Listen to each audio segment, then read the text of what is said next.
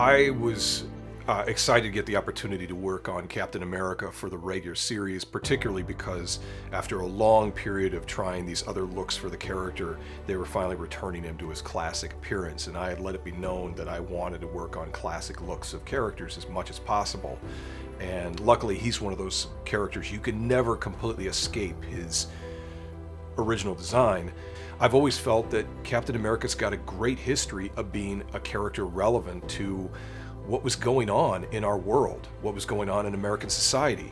He's never been just this flag waving character of, like, hey, whatever America does, just go along with it because, hey, we're all about America. In a way, he was a character of contradictions. He's draped in the flag, but he's always sort of running head up against these compromises for American ideals and what we should be keeping at our heart. And what was visually very important for me is sort of a feeling, a gut impression I wanted to always give Captain America. And people can look back at my prior work from the 90s and 2000s and see where I was taking advantage of opportunities to illustrate him with this sense of how he had a much darker blue, that he had a costume that looked a little bit worn. It was like he was wearing a leather mask. All these things I was taking from study of the character that either I had thought through or other artists I've followed have thought through, and something that wasn't really making its way into the costuming in the movies I wanted to bring through